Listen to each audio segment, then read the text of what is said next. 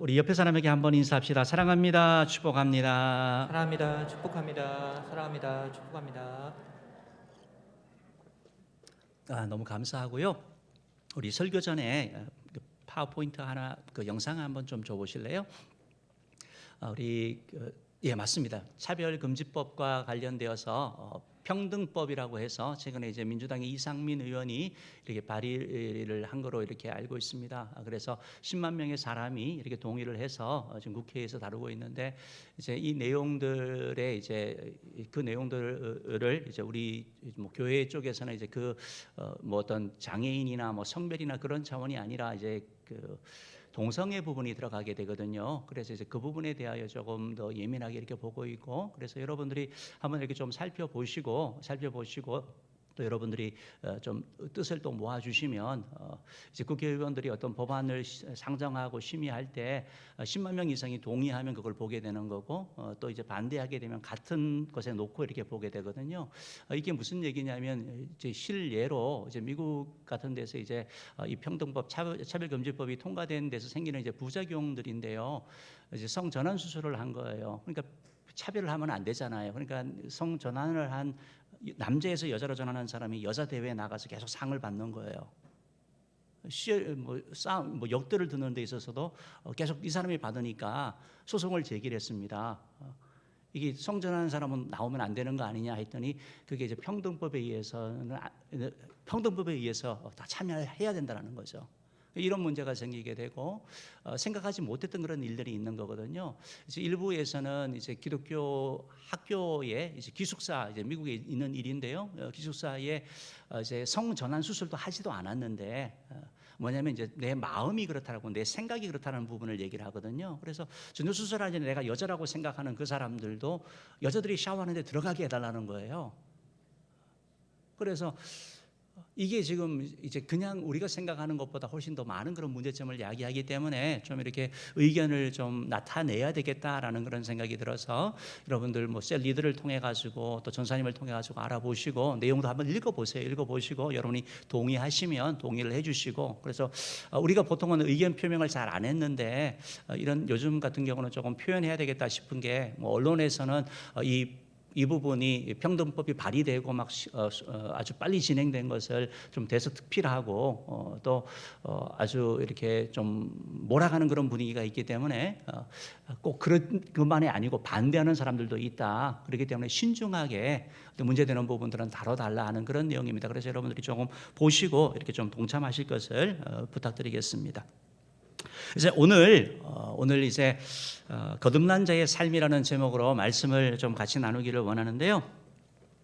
이제 우리가 이제 2주 정도 이제 거듭남에 대해서 이렇게 배웠습니다. 여러분, 거듭난다라는 것은 두 번 태어나는 걸 말씀드렸죠. 두 번 태어나는 건데, 이 거듭난다라는 것은 땅으로 태어나는 것이 아니라 하늘로 태어나는 것, 즉 거듭난다라는 것은 착한 사람이 되는 것이 아니라 하나님의 자녀가 되는 것이 거듭나는 것이다라고 말씀드렸습니다. 아울러서 거듭남은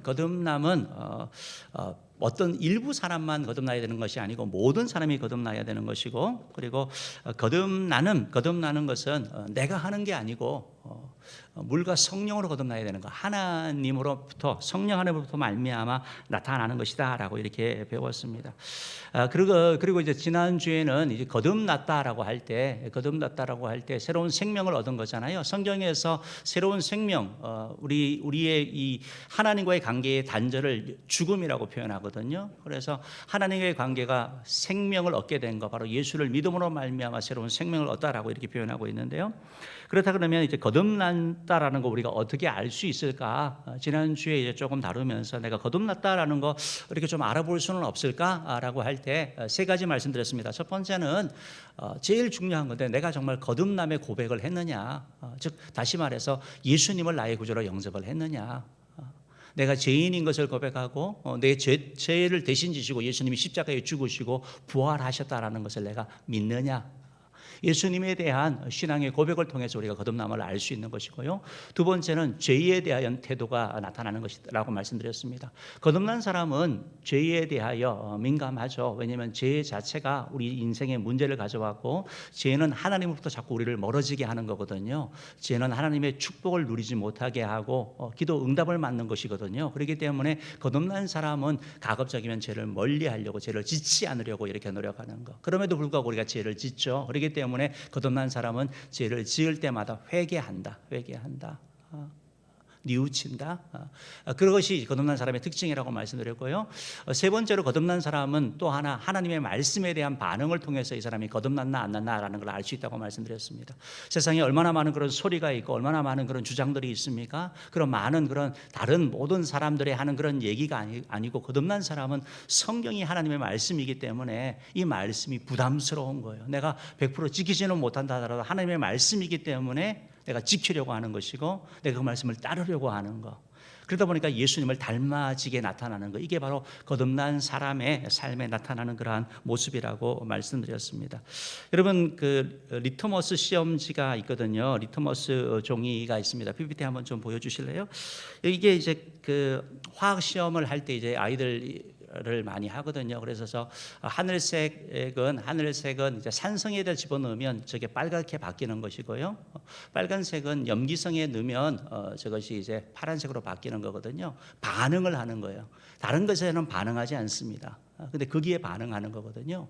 우리가 거듭났다고 하면 우리가 반응하는데 뭐에 반응하냐면 죄에 대하여 반응을 할 수밖에 없는 거예요. 죄의 실상을 알기 때문에. 그리고 우리가 거듭났다라고 하면 하나님의 말씀에 대하여 반응을 하게 되어 있다라는 거. 그러나 이제 하나 여러분에게 말씀드리고 싶은 것은 거듭난 것을 그 사람의 어떤 그런 도덕적인 삶이라든지 말씀을 지키는 삶이라든지 아니면 죄에 대하여 죄를 짓지 않는 그것만 통해서 알 수 있느냐, 꼭 그런 건 아닙니다. 외적인 것은 참고가 될 뿐입니다. 왜 그러냐 하면 어떤 사람은 거듭났음에도 불구하고 성장이 아주 더딘 사람이 있습니다. 그래서 이 사람은 거듭났나 안 거듭났나 모르겠는 거예요. 근데 무슨 일이 일어나냐면 갑자기 폭풍 성장을 하는 거죠. 그 때가 있는 거죠. 중국에 있는 대나무처럼 한 번에 확 성장하는 거죠. 그렇기 때문에 성장의 속도가 다르다. 그래서 내가 거듭났음에도 불구하고 막 어떤 영적인 성장이 이루어지지 않는다 그래서 내가 거듭나지 않은 것 아닌가 이렇게 의심할 필요는 없다라는 것이죠. 또한 우리가 우리 자신을 이렇게 생각을 해보면서 어떤 사람은 아주 도덕적인 삶이 있습니다. 성경과 상관없이 도덕적입니다. 아주 신호등 하나도 철저히 지키고 쓰레기도 버리지 않는 그런 사람이 있습니다. 그 사람은 이 사람이 성경을 지키는 것인지 삶이 그런지 잘 모르는 거예요. 그러니까 생활을 보고 이 사람이 거듭났다라고 이렇게 말하기는 조금 곤란한 부분이 있는 거죠. 또 어떤 사람 같은 경우는 성격적으로 아주 열심히 하는 사람이 있습니다. 주어진 거 무조건 열심히 하는 거거든요. 그래서 교회 봉사를 한다든지 무슨 뭘 한다 그러면 맡은 거는 그냥 성실하게 하는 거예요. 이게 성격 탓이거든요. 그런데 우리는 그것이 거듭났다라고 착각할 수 있는 것이죠. 그렇기 때문에 외적으로 보이는 것은 참고하는 것이지 그것이 전부가 아니다. 그럼 더 중요한 게 뭐냐? 가장 확실하게 알 수 있는 게 뭐냐? 내가 아는 거죠.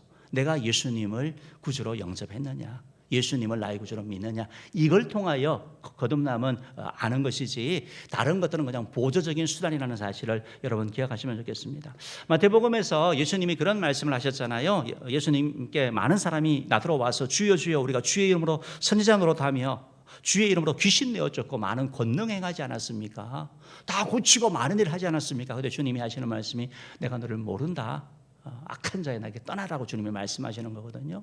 그러니까 우리는 뭘 자꾸 해야지, 뭘 이루어야지 하나님의 자녀가 거듭나지 않았나 생각하는데 그것이 아니고 거듭남의 핵심은 뭐냐? 예수님을 구주로 영접하느냐라는 것이 성경의 가르침이라는 사실을 꼭 기억하시기를 바랍니다. 그러다 그러면 거듭난 자는 어떤 삶을 그렇게 살아야 됩니까? 우리가 거듭난 것이 무엇인지, 거듭난다라는 것에 대한 내용도 이렇게 좀 살펴봤고요. 거듭남의 증거도 살펴보고, 그럼 거듭난 사람은 어떻게 살아가야 할 것인가? 라는 것입니다. 오늘 세 가지를 나누기를 원하는데 한번 따라해보세요. 첫 번째, 확신의 삶을 살아야 합니다. 네, 살아야 합니다. 감사의 삶을 살아야 합니다. 감사의 삶을 살아야 합니다. 증인의 삶을 살아야 합니다. 증인의 삶을 살아야 합니다. 세 가지 얘기를 할 거예요. 거듭난 사람은 확신의 삶을 살아가는 거예요. 여러분 오늘 요한일서 5장 13절 말씀 우리 같이 한번 읽어볼까요? 5장 13절 읽어봅시다. 시작. 내가 하나님의 아들의 이름을 믿는 너희에게 이것을 쓰는 것은 너희로 하여금 너희에게 영생이 있음을 알게 하려 함이라. 여러분 요한일서는 사도 요한이 기록했습니다. 요한복음, 요한 1, 2, 3서 그리고 요한계시록 저자가 사도 요한입니다. 사도 요한이 요한일서 5장 13절 말씀을 통해서 우리가 하시는 말씀이 뭐냐면 내가 이걸 쓰는 것은 너희에게 영생이 있음을 알게 하려 한다. 영생을 주는 게 아니고 이미 영생이 있는 것을 알게 하려 하기 위해서라고 말씀하고 있습니다. 여러분 그러면 왜 우리가 영생이 있다라는 것, 거듭나였다는 것을 알아야 하는 것일까요?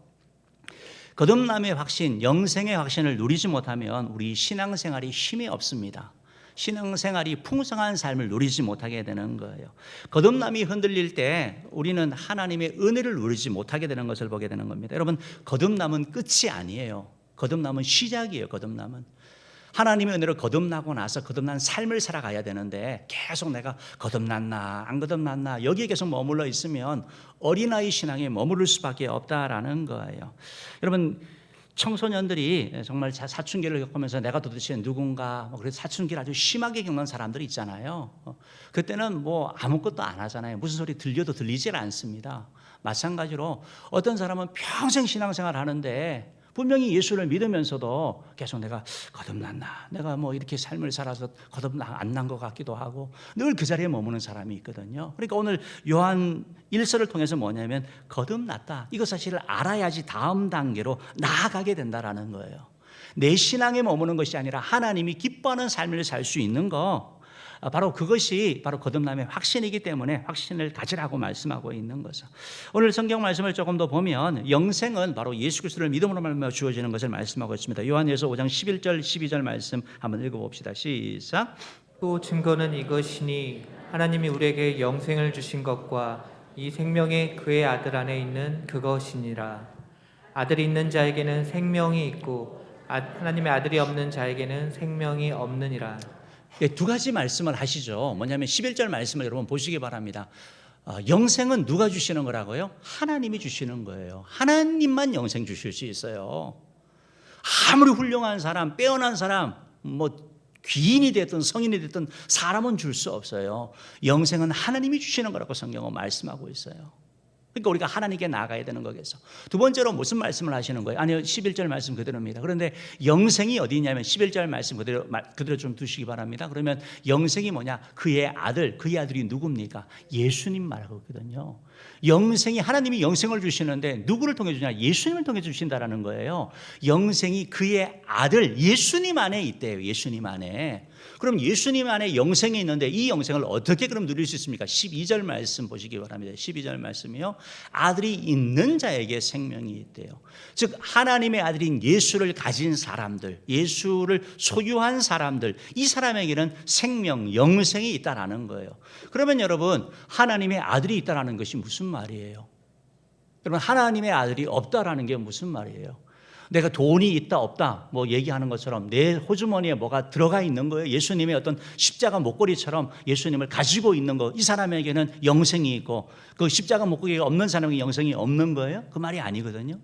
여기서 아들이 있다 없다라는 것은 13절 말씀을 통해서 우리에게 설명해 주죠. 13절 말씀 읽어봅시다. 시작. 내가 하나님의 아들의 이름을 믿는 너희에게 이것을 쓰는 것은 너희로 하여금 너희에게 영생이 있음을 알게 하려 함이라. 하나님의 아들의 이름을 믿는 너희들, 다시 말해서 믿는 자에게 뭐가 있대요? 영생이 있다. 이거 말씀하는 거잖아요. 그러니까 하나님의 아들을 소유한다 이 말이 무슨 말이면 예수님을 구주로 영접하는 거, 믿는 거, 이게 결국 주님의 하나님의 아들이 있다 없다라고 표현되는 거예요. 그러니까 내가 교회를 뭐 수천 년 다니고, 수천 년을 다닐 수가 없죠. 수십 년을 다니고 뭐 헌신하고 봉사를 했다 하더라도 영접을 안 했어요. 믿질 않아요. 그럼 생명이 있는 거예요, 없는 거예요? 없는 거예요. 내가 봉사는 하나도 못 해요. 1년에 몇 번 못 나와요. 그런데 내가 예수님을 구주로 영접을 했어요. 그래서 그 속에 영생이 있습니까, 없습니까? 있는 거죠. 왜요? 하나님의 말씀에 의해서 이루어지는 거거든요. 영생은 믿는 자에게 주는 것이라고 말씀하고 있는 거예요. 여러분 영생, 결국 아들이 있다는 것은 예수 그리스도의 이름을 믿는 것이다라고 말씀하고 있는 거죠. 하나님의 아들 예수 그리스도. 여러분, 하나님의 아들 그리스도 메시아, 기름 부음을 받은 자, 왕 제사장 선지자 역할을 감당하신 그리스도의 삼중직을 감당하신 분, 예수님이 바로 구원자라는 그런 말이죠. 바로 나의 구원자, 나를 위하여 나의 죄를 대신 십자가에 죽으신 것을 믿는 것을 말씀하고 있는 거죠. 그래서 사도 베드로 같은 경우는 주는 그리스도시요 살아계신 하나님의 아들이십니다라고 고백을 할 때 바요나 시몬아 내가 복이 있다라고 말씀하시면서 칭찬받은 것을 우리가 기억하고 있는 거죠. 요한복음 6장 40절 말씀에 보면 동일하게 우리가 어떻게 구원받는지 말씀하고 있습니다. 읽어봅시다. 시작. 내 아버지의 뜻은 아들을 보고 믿는 자마다 영생을 얻는 이것이니 마지막 날에 내가 이를 다시 살리리라 하시니라. 여러분 잘 보십시오. 그러니까 하나님이 영생을 주시는데 하나님의 아들 안에 영생을 주셨대요. 그런데 그 아들이 있어야지 영생을 얻는데 그 아들이 어떻게 그러면 우리가 가지게 되느냐? 바로 믿는 거다라고 말씀하고 있는 거예요. 믿는 거. 그러니까 아들을 믿으면 결국 영생의 선물 받는다라고 말씀하고, 그러니까 믿음이 너무 중요한 거죠. 예수 그리스도를 믿는 자는 영생을 얻지만 믿지 않는 자는 영생을 얻지 못한다. 이것이 바로 성경의 가르침이다라는 것입니다. 여러분 교회 내에는 거듭남에 대해서 오늘 요한일서 5장 13절에서 말씀하신 것처럼 왜 너희에게 거듭남이 있다라는 것을 알려주려 한다라고 말씀하는지 아세요? 거듭났음에도 불구하고 거듭나지 않았다고 생각하는 사람들이 있거든요. 분명히 하나님의 말씀으로 믿음으로 말미암아 거듭난다고 하는데 아유 그래도 좀 뭐 봉사도 하고 헌금도 하고 뭐 충성도 하고 해야지 뭐 벼룩도 낯짝이지 내가 아무것도 안 했는데 어떻게 거듭나? 근데 하나님의 말씀을 오해하는 거잖아요. 그런 사람들에게 거듭남은 은혜로 말미암아 믿음으로 주어진 것이라고 말씀하고 있는 거죠. PPT 한번 줘보시기 바랍니다. 여러분 거듭남에 대해서 우리가 생각하게 되거든요. 거듭났다라는 것은 내가 죄인인 것을 인정하는 것이고 예수님을 영접하는 걸 말하는 거예요. 믿는 걸 말하는 거예요. 그러면 거듭나게 되는 거예요. 교회 안에 거듭난 사람이 있고 거듭나지 않은 사람도 있겠죠. 왜냐하면 예수님을 구주로 영접 안 한 사람이 있을 수 있으니까요. 제일 첫 번째 보면 거듭난 사람 가운데 확신 가진 사람이 있습니다. 이 사람들은 건강한 신앙인이죠. 그러니까 뭐 구원의 확신이 흔들리는 게 아니라 어떻게 하면 하나님을 기쁘게 해드릴까, 어떻게 하면 하나님께 영광을 돌릴까, 이 목표를 가지고 살아가는 그런 사람이 있고, 두 번째가 바로 거듭났는데 거듭난 확신이 없는 거예요. 바로 이런 사람을 위해서 오늘 요한일서 5장 13절에서 너희에게 영생이 있다, 이걸 알려주려고 한다라고 말씀하고 있는 거죠. 여러분 이런 사람에게 필요한 것은 뭐죠? 성경 말씀이죠. 바른 가르침이죠. 거듭나는 것은 행위가 아니다. 거듭나는 것은 삶이 아니고 거듭나는 것은 바로 믿음으로 말미암아 주어진다는 사실을 전하여 주는 거죠. 그때 이 사실을 받아들이게 되는 것이죠. 세 번째 부류의 사람은 거듭나지 않았는데 여러분 거듭났다고 생각하는 사람이 있을 수 있습니다. 한 번도 예수 그리스도를 영접하지 않았는데 교회 안에서 모태신앙으로 자라다 보면 여러분 그렇게 뭐 크게 나쁜 짓 하지는 않잖아요. 그리고 계속 교회 그런 기독교적인 분위기에서 자라잖아요. 그러다 보니까 스스로 거듭났다고 생각하는 거예요. 내가 믿음이 4대째인데 우리 아버지가 장로님이고 목사님이고 권사님인데, 여러분 혈통으로나 육정으로나 사람의 뜻으로 나지 아니하고 하나님께로 나야 되는 거거든요.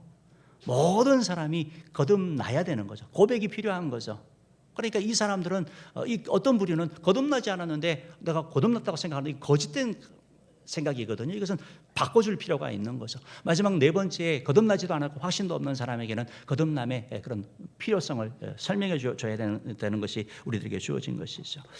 여러분 우리가 꼭 기억하실 것은 구원의 확신, 거듭난 확신을 꼭 가져야 된다. 왜냐하면 거듭남의 확신이 없으면 구원을 받았음에도 불구하고 평화와 기쁨을 누리지 못해요. 하나님의 은혜를 누리지 못해요.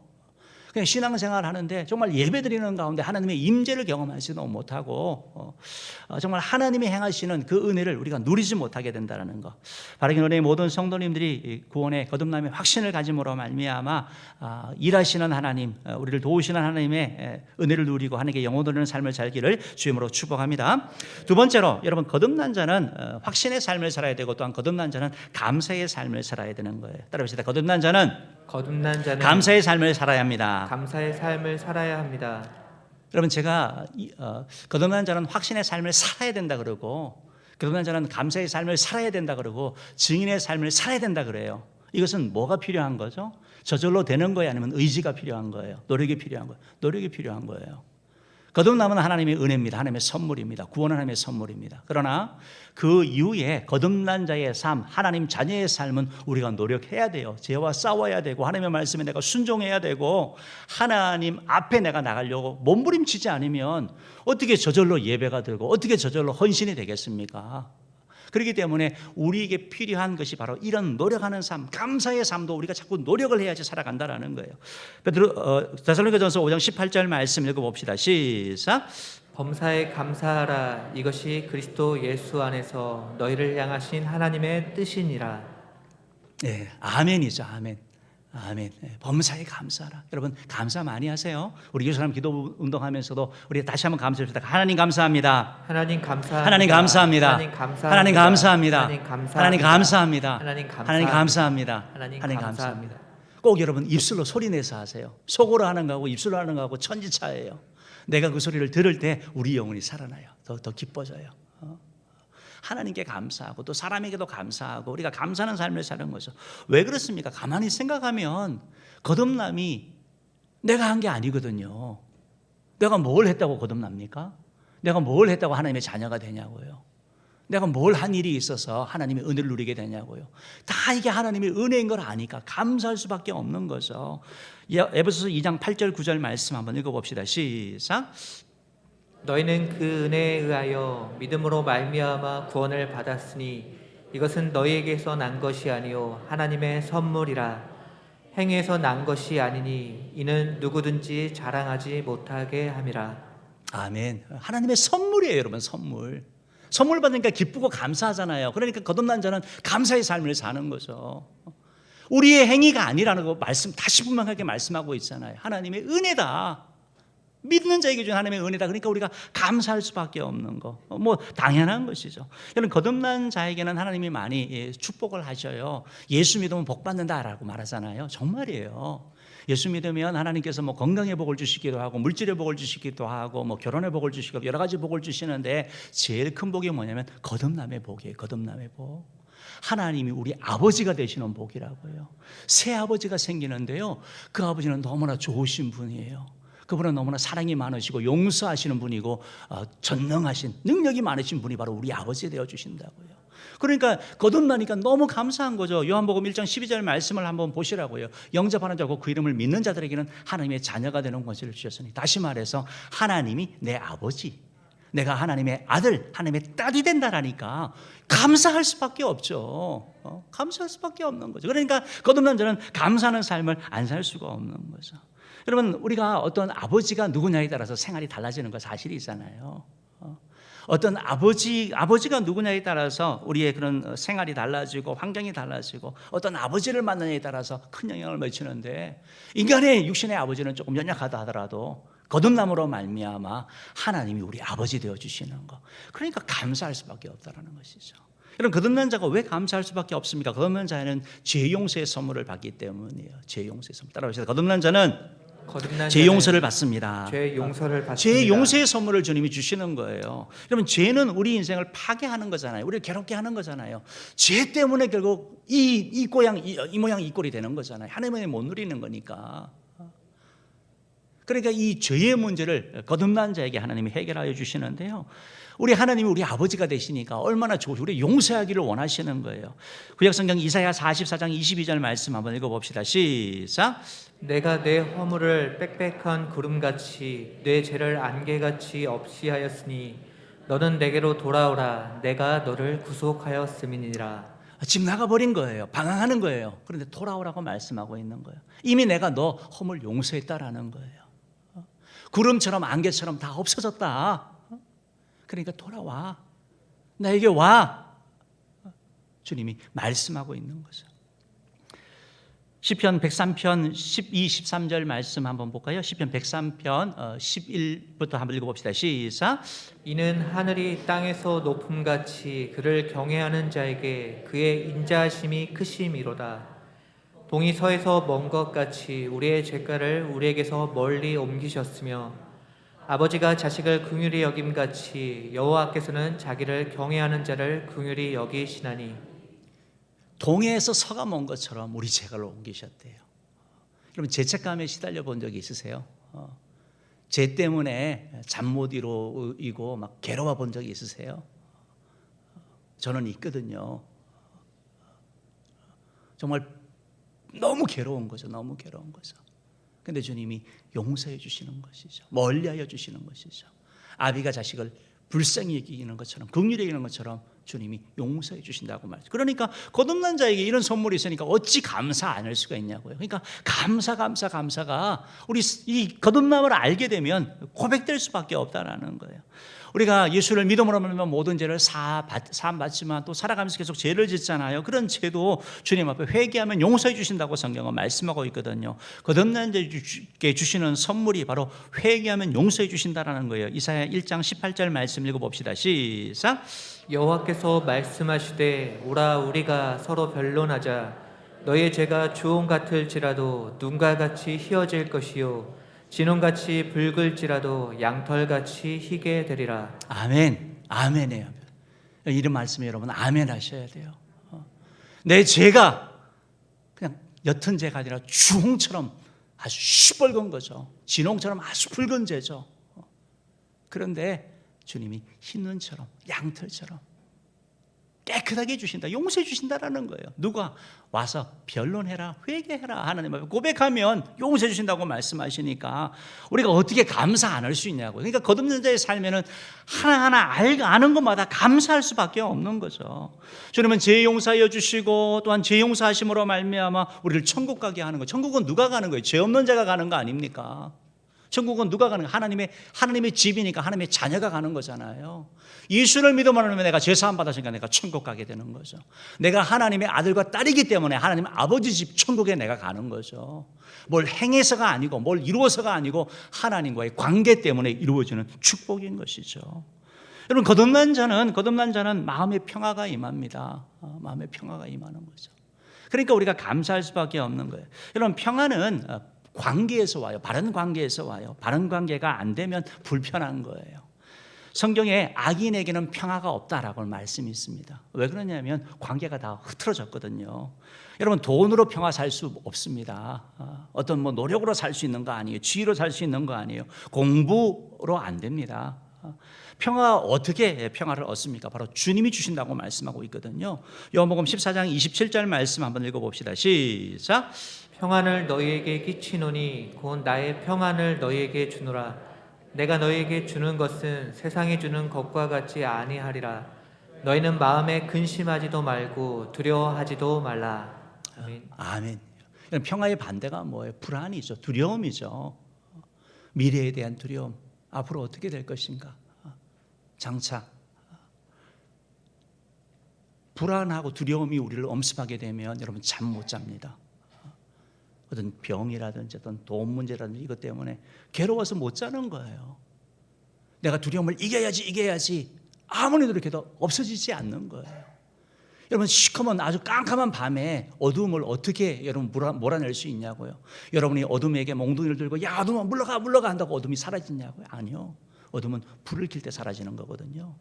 마찬가지로 우리 마음에 두려움과 불안의 그런 검은 먹구름을 주는 사단의 세력은 빛 대신 예수님 우리 가운데 들어오실 때 그분이 우리 삶을 통치하실 때 사라지는 거예요. 저는 은혜의 성도 여러분 거듭난 자에게 주님이 평화 주기 원하셔요. 여러분 삶에 혹시 불안과 두려움 가운데 이렇게 시달리는 분들 계셔요.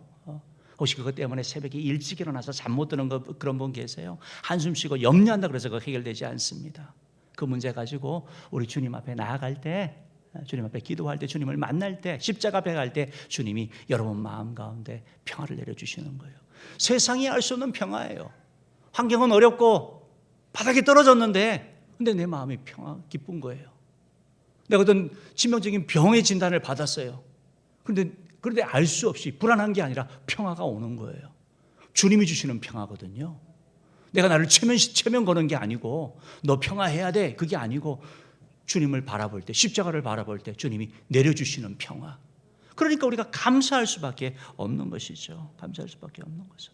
여러분 거듭난 자에게는 또 기도 응답의 선물이 있습니다. 요한 1서 5장 14절 말씀 한번 읽어볼까요? 시작. 그를 향하여 우리가 가진 바 담대함이 이것이니 그의 뜻대로 무엇을 구하면 들으심이라.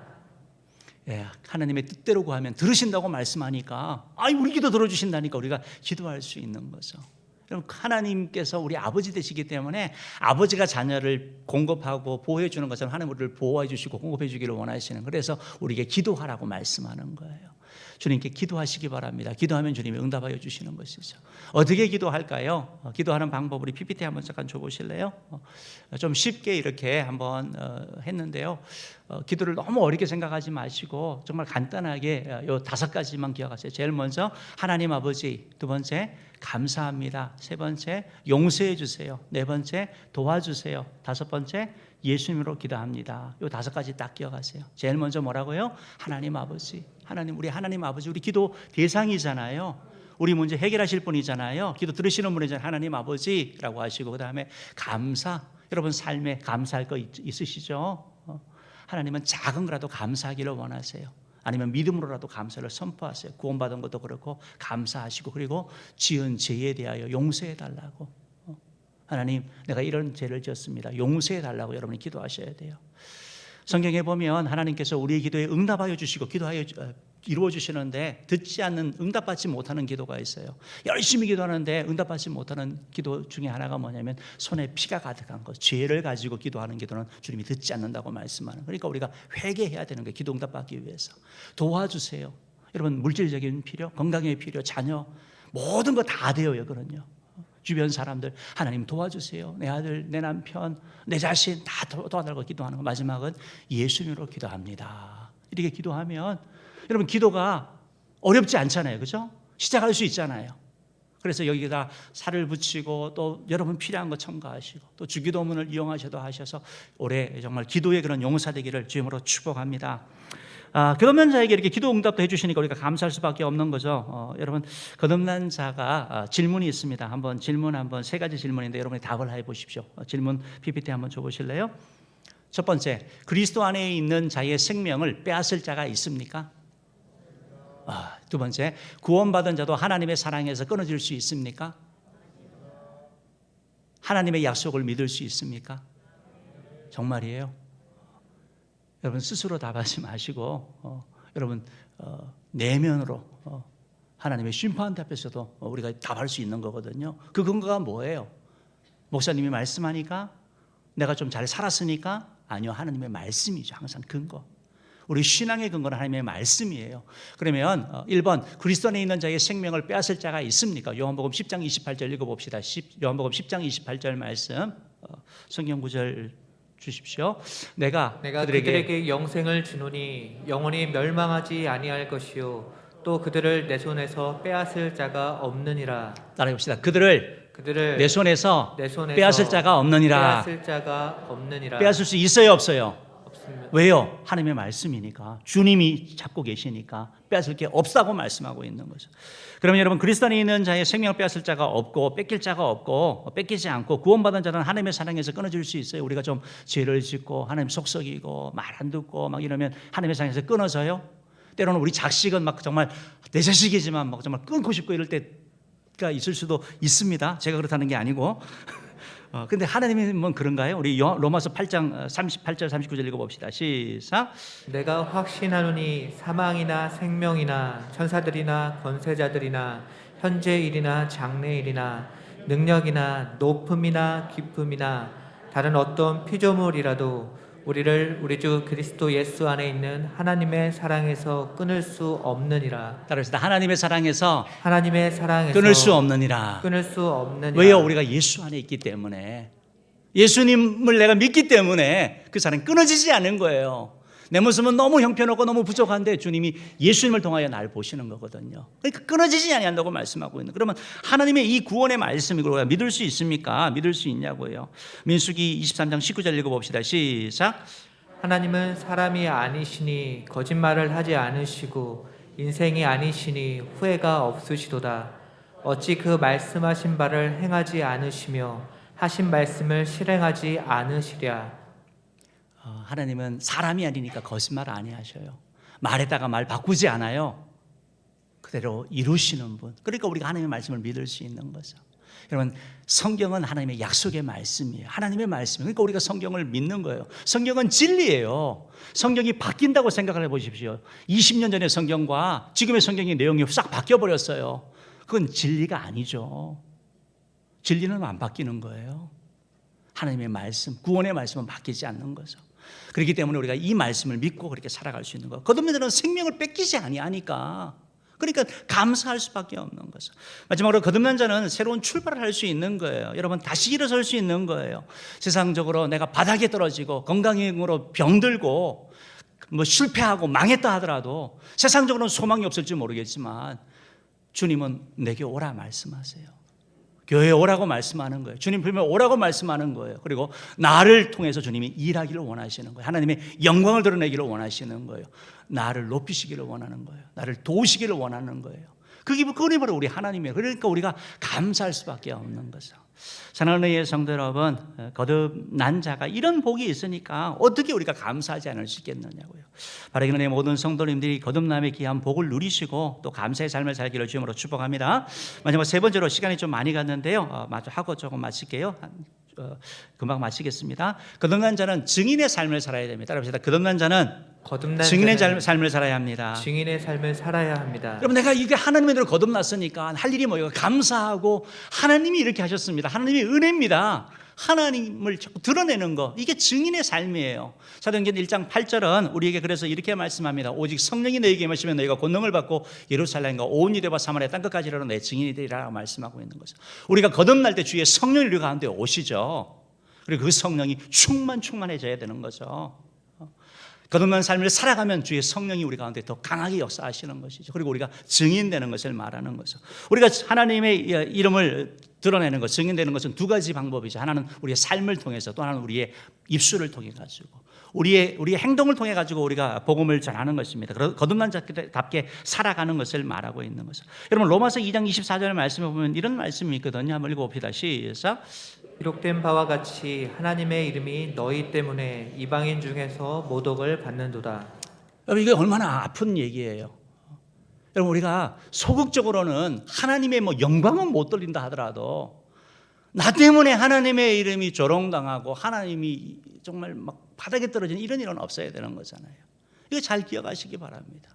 여러분, 내가 증인이 된다는 건 뭐예요? 하나님을 높이는 삶을 사는 거잖아요. 거듭난 자의 삶을 살아가는 거잖아요. 그러니까 더 말씀을 따라 살아가는 것이고 빛과 소금으로 살아가는 것이고 특별히 내가 거듭난 신앙인으로 살아가는 걸 말하는, 세상 사람들은 우리를 다 봐요. 뭘 보냐? 신앙인으로 어떻게 살아가느냐 보는 거라고요.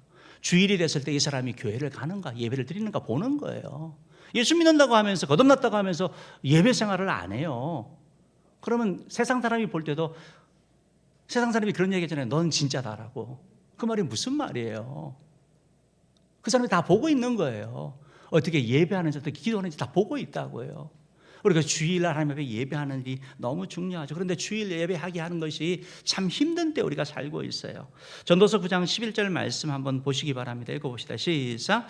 내가 다시 해 아래에서 보니 빠른 경주자들이라고 선착하는 것이 아니며 용사들이라고 전쟁에 승리하는 것이 아니며 지혜자들이라고 음식물을 얻는 것도 아니며 명철자들이라고 재물을 얻는 것도 아니며 지식인들이라고 은총을 입는 것도 아니니 이는 시기와 기회는 그들 모두에게 임함이니라.